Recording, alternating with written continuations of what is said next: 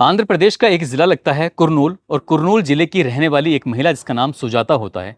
सुजाता की एक बैंक जिसका नाम होता है एनबीएफसी बैंक, उसमें वो काम करती थी। एक दिन वो बैंक में जब काम करने जा रही थी तो साथ में अपनी बेटी को भी ले जाती है। बैंक में काम करने के दौरान वो कहती है कि तुम इंतजार करो, जैसे मैनेजर जाएंगे मैं उनसे छुट्टी ले लूंगी, इतने में जल्दी से अपना काम निपटा लेती हूँ। बेटी बैठकर इंतजार कर रही थी और इसी बीच में बैंक का मैनेजर आ जाता है। बैंक के मैनेजर की नजर उस लड़की पे पड़ जाती है जो सुजाता की बेटी होती है। जैसे ही सुजाता की बेटी को बैंक मैनेजर देखता है और देखते ही उसे प्यार हो जाता है। लड़की भी उसे उतनी ही नजर से देख रही थी जैसे बैंक मैनेजर देख रहा था। दोनों एक दूसरे को देखते हैं, बातचीत का सिलसिला शुरू होता है और देखते ही देखते एक दूसरे से नंबर भी ले लेते हैं। फोन नंबर जब आदान प्रदान हो जाता है तो दोनों की बातचीत का सिलसिला शुरू हो जाता है। कोई नहीं जानता था कि जिस बेटी को बैंक मैनेजर से प्यार हुआ है वो शादीशुदा है। कोई नहीं जानता था कि जिस बैंक मैनेजर से उसकी बेटी को प्यार हुआ है माँ भी उसी से प्यार करती है। यानी कि माँ और बेटी का एक ही प्रेमी होता है बैंक मैनेजर। और वक्त आराम से लंबा वक्त बीत जाता है। जब लंबा वक्त बीत जाता है तब उस बेटी की शादी की बात भी तय हो जाती है। अभी बेटी की शादी को 1 महीने का ही समय हुआ था कि 1 महीने के समय बाद ही उसके पति का खौफनाक तरीके से कत्ल कर दिया जाता है। और जैसे ही कत्ल होता है तो उसके बाद फिर पुलिस उस कातिल को ढूंढने में जुट जाती है। तभी पुलिस को याद आता है कि मध्य प्रदेश के इंदौर शहर के अंदर राजा रघुवंशी की उसी की पत्नी ने, यानी कि सोनम रघुवंशी ने, शादी के महज 12 दिन बाद ही कत्ल करवा दिया था। पुलिस ने सोचा कि हो सकता है कि यहां से कुछ ना कुछ लीड मिल जाए, लेकिन पुलिस ने जब लीड मिलती है और खुलासा करती है तो यकीन नहीं हो रहा था। इस कहानी की गूंज भी कई प्रदेशों में फैल चुकी है। लोगों को यकीन नहीं हो रहा है कि कत्ल की यह वजह हो सकती है। आदाब, नमस्कार, सत श्री अकाल। मैं उस्मान सैफी। आज की जो सच्ची घटना मैं आपको सुनाने जा रहा हूं, ये सच्ची घटना है तेलंगाना प्रदेश का एक जिला है जोगुलंबा, और यहीं का एक जगह लगती है गढ़वाल। गढ़वाल जगह का जो थाना क्षेत्र है उसी का एक जगह है राजबीधी नगर। यहाँ का रहने वाला 30 साल का एक व्यक्ति जिसका नाम होता है तेजेश्वर। तेजेश्वर लैंड सर्वेक्षण का काम करता है और साथ ही यहाँ से लगभग 61 किलोमीटर दूर एक जगह लगती है आंध्र प्रदेश के जिला कुर्नूल के एक कल्लूर स्ट्रीट पर। वहाँ की रहने वाली 25 साल की एक लड़की, इसका नाम ऐश्वर्या होता है। ऐश्वर्या और तेजेश्वर, इनके रिश्तेदारों ने आपस में बातचीत की और बातचीत करने के बाद एक रिश्ते की बात आपस में चलाई। जैसे दोनों परिवार आपस में मिलते हैं, मिलने के बाद तय करते हैं कि क्यों ना, अगर ये रिश्ता ठीक है, लड़का लड़की आपस में एक दूसरे को पसंद करते हैं, तो हम शादी की बात करेंगे। दोनों परिवार वाले एक दूसरे को पसंद कर लेते हैं। उसके बाद पंडित जी से मुहूर्त निकलवाया जाता है कि कब की बात सही रहेगी। सबसे पहले तारीख निकल के आती है 13 फरवरी 2025 की। 13 फरवरी 2025 को इनका एक रिश्ता तय होता है और रिश्ते के लिए लड़का लड़की, इनके परिवार वाले और रिश्तेदार वाले आपस में सबको जुटना था एक जगह, और यहीं से ये एक रिश्ते की नींव रखी जाती है, शुरुआत होती है। अब जैसे ही यहाँ पर रिश्ते की बात चल रही थी, आपस में लेन देन चल रहा था, आपस में बातचीत चल रही थी, तभी इसी बीच में एक फैमिली ऐसी आती है जो इस लड़की यानी कि ऐश्वर्या को देखकर देखती ही रह जाती है। तुरंत वो तेजेश्वर के माता पिता के पास जाते हैं और जाकर कहते हैं कि जहां तुमने रिश्ता लगाया है वो रिश्ता बिल्कुल भी अच्छा नहीं है, हो सके तो इस रिश्ते को खत्म कर दो। तेजेश्वर के परिवार वालों को यकीन नहीं हो रहा था कि जो बातें उन्होंने सुनी थी। तभी वो कहते हैं कि आज तो रिश्ता लग रहा है, आज सारे मेहमान जुट रहे हैं, ऐसे में हम कैसे मना कर सकते हैं, करें तो क्या करें। उस दिन तो रिश्ता लग जाता है, लेकिन जैसे ही लड़की वाले अपने घर जाते हैं, लड़के वाले अपने घर आते हैं, तब तेजेश्वर के माता पिता अपने बेटे से पूछते हैं कि बेटा, आज हमने तुम्हारे रिश्ते में एक बात सुनी थी, तुम्हारी जो पत्नी है, जो होने वाली पत्नी है, दरअसल वो चरित्र की ठीक नहीं है, उसके बारे में कुछ ना कुछ अजीब बातें सुनने को मिली थी, हो सके तो इस रिश्ते को तोड़ दो, खत्म कर दो। तेजेश्वर ने जैसे ये बात सुनी, तेजेश्वर को बड़ा अजीब लग रहा था, अटपटा लग रहा था। वो अपने माता पिता की बात पर यकीन नहीं कर रहा था, इसलिए सीधे ही उसने ऐश्वर्या को फोन लगा लिया और फोन लगाने के बाद उससे पूछ लिया कि मैंने तुम्हारे बारे में कुछ ऐसा सुना है। ऐश्वर्या ने ऐसी बातें की कि उसकी बातों में तेजेश्वर पूरी तरह से प्रभावित हो जाता है। और तेजेश्वर को ऐसा लग रहा था जैसे कि जो भी कहानी उसके रिश्तेदारों ने सुनाई है वो शायद जले हुए थे, भुने हुए थे, चिढ़ते थे, परेशान थे। शायद इसलिए कुछ लोग ऐसे होते हैं कि रिश्तों को लेकर खुश नहीं होते। तेजेश्वर के दिमाग में भी कुछ इसी तरह की बात फिट हो जाती है। इसके बाद ये बातचीत का सिलसिला शुरू हो जाता है। तेजेश्वर के माता पिता हर बार एक ही बात कहते थे कि बेटा हो सके तो इस रिश्ते को खत्म कर दो, लेकिन तेजेश्वर जैसे जैसे खत्म करने की बात आती थी तो उन दोनों के बीच में फोन पर बहुत सारी वार्तालाप शुरू हो जाते हैं। वक्त आगे बढ़ जाता है और वक्त जैसे आगे बढ़ता है तो ये पंडित जी के माध्यम से एक तारीख निकाली जाती है, 18 मई 2025 की तारीख, कि इसमें शादी होनी है। शादी समारोह के लिए दोनों परिवार आपस में खरीदारी कर रहे थे, मिल रहे थे, क्या लेना क्या देना सब कुछ ये बात चल रही थी। लेकिन इसी बीच में खबर लगती है कि 13 मई 2025 को जो ऐश्वर्या होती है अचानक से लापता हो जाती है। अब उसके लापता होने की खबर उसके माँ बाप भाई इन लोगों को पता चलती है तो उन्होंने उस लड़की को हर जगह तलाश करने की कोशिश की कि आखिरकार कहीं तो वो लड़की मिल जाए, 13 मई बीत जाती है, 14 मई बीत जाती है, 15 मई बीत जाती है। 16 मई की देर शाम को आखिरकार अचानक से ही ऐश्वर्या वापस आ जाती है। और जैसे ही ऐश्वर्या वापस आती है तो घर वालों ने पूछा कि तुम कहाँ गई थी, लेकिन उसने बताया नहीं कि आखिरकार वो कहीं कहाँ गई थी। इसी बीच में लड़के का फोन आता है। लड़का साफ साफ कहता है, अगर तुम्हें शादी से कोई ऐतराज है तो शादी नहीं करते हैं, लेकिन तुम इस तरह से अचानक से बिना बताए कहाँ चली गई। वो कहती है कि मुझे ये पूरी जानकारी है कि तुम्हारे घर वाले अतिरिक्त दहेज की मांग कर रहे थे, हमारे घर वाले कहाँ से लाके देखे।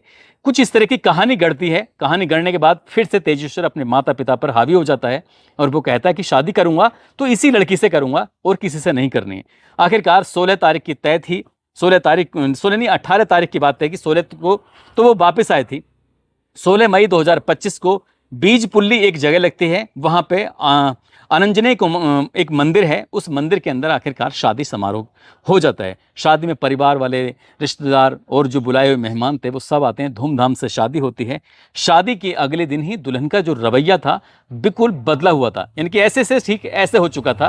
अब जो तेजेश्वर था वो अपनी पत्नी के पास जाने की जैसी कोशिश कर रहा था, उसके साथ सुहागरात मनाने की कोशिश कर रहा था, तो उसकी पत्नी ऐश्वर्या ने उसे साफ साफ इनकार कर दिया और वो कुछ अजीब तरह की बातें करने लगती है। उसी के सामने वो फोन पे बातें भी कर रही थी। जब ये बात उसने तेजेश्वर ने देखी तो उसे यकीन नहीं हो रहा था। उसे लग रहा था कि जो माता और पिता कह रहे थे, काश उसने ये बात मानी होती तो शायद उसे ये दिन नहीं देखना पड़ता। 18 को शादी होती है, 19, 20, 21 इस तरह से लगातार दिन बीत रहे थे और कब कैसे करके 1 महीने का समय बीत जाता है पता ही नहीं चलता। लेकिन उन दोनों के बीच में वैवाहिक संबंध नहीं बनते हैं। आखिरकार 17 जून की वो तारीख आती है। 17 जून को एक घर पे कुछ लोग आते हैं, कहते हैं कि लैंड का सर्वेक्षण करना है, और जैसे सर्वेक्षण की बात आती है तो इसे यहाँ से लेके जाते हैं। 3 लोग आते हैं कार लेके, ये कार में बैठता है और चला जाता है। उसके बाद फिर लौटकर वापस नहीं आता। घर वाले जब तेजेश्वर के लिए बातचीत करना चाह रहे थे उसके फ़ोन पर लेकिन उसका फ़ोन नंबर बंद आ रहा था। आखिरकार घर वाले परेशान हो जाते हैं। तभी जो उसका भाई होता है तेजेश्वर का, वो सीधा तेजवर्धन पहुंच जाता है नजदीकी पुलिस स्टेशन गढ़वाल में जाता है। जाकर कहता है कि उसका भाई आज दिन में निकला था और वो अचानक से लापता हो चुका है, आप ढूंढ दीजिए, तलाश कर दीजिए। पुलिस ने गुमशुदगी में तो एफआईआर दर्ज कर ली थी, लेकिन पुलिस ने अपनी तरफ से तमाम कोशिशें की, लेकिन तेजेश्वर का कहीं आता पता नहीं चलता है। अब जब तेजेश्वर का पता नहीं चलता है तो परिवार वालों की मुश्किलें बढ़ जाती हैं। आखिरकार 18, 19, 20, 21 ये जून बीत जाता है। तभी 21 जून 2025 को आंध्र प्रदेश के नांदयाल जिले का एक पनियम पुलिस स्टेशन लगता है, और उसी पुलिस स्टेशन के क्षेत्र में सुगाली मेट्टा एक जगह लगती है। वहीं पर HNSS एक नहर होती है, नहर में एक लाश मिल जाती है। जैसे ये लाश मिलती है उसके बाद फिर पुलिस सक्रिय हो जाती है। पुलिस ने आसपास के जितने भी थाने थे, जितने भी जगह थी, सब में एक मैसेज फ्लैश कर देते हैं और कहते हैं कि एक लाश मिली है, उम्र लगभग 30 साल के आसपास बताई जाती है। तभी तेजवर्धन मौके पर पहुंचता है और जो लाश मिलती है उसके कपड़ों को देखकर पहचान जाता है कि ये तो उसके सगे भाई की लाश है। रोना पीटना शुरू हो जाता है। घर वाले परेशान हो जाते हैं। घर वालों के मुंह से सिर्फ एक ही आवाज़ निकल रही थी कि काश वो शादी ना करता तो शायद ये बात ना होती। और इसी बीच में कुछ लोग कहते हैं कि साहब, इंदौर एक शहर है जो कि मध्य प्रदेश में लगता है, वहां पर शादी के 12वें दिन बाद ही दूल्हे का कत्ल कर दिया था। बीवी का भी कहीं ना कहीं हाथ था उसमें। इस तरह की जब बातें आती हैं, आखिरकार पुलिस ने इस मामले की जांच पड़ताल करना शुरू कर दिया। सड़ी गली उस लाश को पोस्टमार्टम के लिए भेजा गया। पता चलता है कि किसी धारदार हथियार से गला रेत दिया गया था। आखिरकार पुलिस ने सभी एंगल पे जांच की, चाहे वो दुश्मनी का हो, चाहे वो ऑफिस का एंगल हो, लेन देन का एंगल हो, अड़ोस पड़ोस का हो, या फिर घर परिवार का, सभी एंगल पे जांच पड़ताल कर रही थी, लेकिन पुलिस को कोई सफलता मिल नहीं पा रही थी। तभी पुलिस ने जो नई नवेली दुल्हन थी, जिससे 1 महीने पहले शादी हुई थी, ऐश्वर्या, उसकी जो CDR निकलवाई जाती है, तो CDR निकलने के बाद यकीन नहीं हो रहा था। दरअसल वो एक व्यक्ति है जो कि NBFC बैंक का मैनेजर होता है, जिसका नाम थिरुमाला राव होता है। वो शादीशुदा व्यक्ति, उससे इसने कुछ ही दिनों में 2000 से ज्यादा बार बातचीत की थी, 2000 कॉल की थी। बस पुलिस ने कहा कि ये इससे तुम्हारा क्या संबंध है बैंक मैनेजर से। वो जब बातचीत होती है तो पता चलता है कि वो उससे प्यार करती है, उसी शादीशुदा व्यक्ति से। लेकिन जब पुलिस ने CDR निकलवाई तो उस बैंक मैनेजर की CDR निकलवाई जाती है, और जब बैंक मैनेजर की CDR निकलवाई जाती है तो पता चलता है कि वो सुजाता से ही बात करता है। ऐश्वर्या से बात हो रही है, सुजाता से ही बात हो रही है, और बैंक मैनेजर का दोनों माँ बेटी से प्रेम संबंध काफी लंबे समय से चल रहा था। दोनों एक दूसरे से, तीनों बल्कि एक दूसरे से प्यार करते थे। और इसी बीच में जब पुलिस ने इसे जांच पड़ताल करना शुरू किया है, आखिरकार बेटी को पुलिस हिरासत में लेती है और उसे सख्ती से जब पूछताछ करती है, तब चौंकाने वाली बात सामने आ जाती है। दरअसल 2 लाख रुपए दिए गए थे। नागेश, राजू और परशुराम को हायर किया गया था। ये कातिल होते हैं। इनको हायर किया गया था, वो घर आते हैं और भूमि का सर्वे कराने के नाम पर ये इस तेजेश्वर को घर से लेके चले जाते हैं। अभी गाड़ी घर से कुछ ही दूरी पर गई थी कि रास्ते में जाते ही उसका गला रेत दिया जाता है और गला रेतने के बाद उसके आंध्र प्रदेश के नांदयाल जिले के HNSS नहर में फेंक दिया जाता है। हालांकि उसकी लाश को जमीन में दफनाने की बात की जा रही थी, लेकिन उन्होंने रिस्क नहीं लिया और उन्होंने सीधा लाश को नहर में फेंक दिया ताकि वो बहकर कहीं दूर चली जाए। और उसके बाद जब पुलिस को लाश मिलती है तो पुलिस सक्रिय हो जाती है। आखिरकार ये पता चलता है कि माँ और बेटी ने बैंक मैनेजर के साथ मिलकर तीनों ने ये कत्ल कराया था। लेकिन पूछा जाता है कि कत्ल क्यों कराया था, इसके पीछे क्या वजह थी। वो बैंक मैनेजर खुद शादीशुदा होता है, इसलिए वो शादी तो नहीं करना चाहता था। जैसे जिंदगी पहले से जी रहे थे वैसे ही जी रहे थे, लेकिन जो तेजेश्वर के नाम की जमीन थी उसका जो हिस्सा था, मौत के बाद सीधा सीधा उसकी पत्नी ऐश्वर्या को ही मिलना था। इसलिए प्लान बनाया गया कि तुम शादी तो कर लो तेजेश्वर से और उसके बाद उसकी हत्या कर देंगे। ठीक प्लान के हिसाब से हत्या कर दी जाती है, लेकिन कत्ल करने वाला या फिर क्राइम करने वाला कितना ही शातिर क्यों ना हो, वो एक ना एक दिन पकड़ा जरूर जाता है। पुलिस ने इस मामले में पूरी ईमानदारी से तफ्तीश की। तफ्तीश करने के बाद दुल्हन को भी हिरासत में लिया, उसकी माँ को भी हिरासत में लिया और जो 3 किराए के लिए हुए कातिल थे नागेश, राजू और परशुराम, उनको भी हिरासत में ले लिया। लेकिन जब हम इस कहानी को सुना रहे थे तो बैंक मैनेजर पुलिस के हत्थे नहीं चढ़ा था, वो पुलिस को चकमा देकर भाग चुका था। आखिरकार पुलिस उसकी भी तलाश कर रही है। आखिरकार उसकी कितनी भूमिका है, उसने 2 लाख रुपए में उसका कितना हिस्सा है कितना नहीं, ये पुलिस की जांच के बाद स्पष्ट हो सकेगा। लेकिन ऐश्वर्या ने जिस तरह से शादी के 1 महीने बाद ही अपने पति का कत्ल कराया, तो पुलिस को भी कहानी याद आती है मध्य प्रदेश के इंदौर शहर की, जहां पत्नी ने अपने पति का कुछ दोस्तों के साथ मिलकर कत्ल करा दिया था। फिलहाल पुलिस ने इन्हें लोगों की हिरासत में लिया है और कहावत है कि विनाश काले विपरीत बुद्धि। यहाँ कहीं ना कहीं तेजेश्वर की जो बुद्धि थी वो उसकी विनाश की तरफ लेके जा रही थी। वो जो उसके घर वाले, उसके भाई, उसके परिवार, माता पिता, रिश्तेदार जो कह रहे थे वो जस्ट अपोजिट कर रहा था और शायद इसलिए वो मौत के गाल में जाकर समा जाता है। पुलिस ने इस घटनाक्रम का खुलासा किया तो लोगों को यकीन नहीं हो रहा था। दोस्तों, इस पूरे घटनाक्रम को सुनाने का उद्देश्य किसी को परेशान करना नहीं है, किसी का दिल दुखाना नहीं है, बल्कि आपको जागरूक करना है, आपको सचेत करना है। और कहते हैं कि अगर माँ बाप परिवार के लोग कुछ बात कर रहे हैं तो उसमें इस तरह से जज्बाती नहीं होना चाहिए जिस तरह से तेजेश्वर ने जज्बाती पने से काम लिया।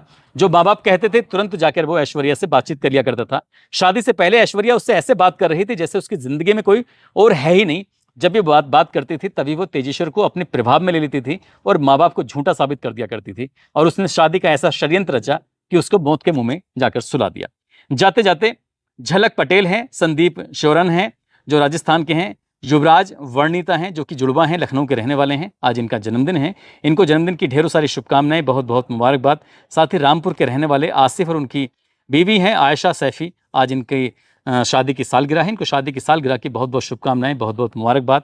कुछ लोगों ने नाम लेने की अपील की है जिसमें ध्वनि शर्मा, राहुल कुमार, भरत कुमार, ब्रजेश दुबे, मोहम्मद दिलशाद शाह, गोविंद कुमार, कैफे माही, फुरकान गाजी, धीरू यादव, संध्या भारती, अब्दुल अलीम, अंशुल, मोहम्मद अंसार, पिंटू ठाकुर, रोहिताश स्वामी, नसीम कैफ, जॉनी, इन लोगों ने नाम लेने की अपील की थी। आप सब लोग अपना ख्याल रखें, सुरक्षित रहें। जय हिंद, जय भारत।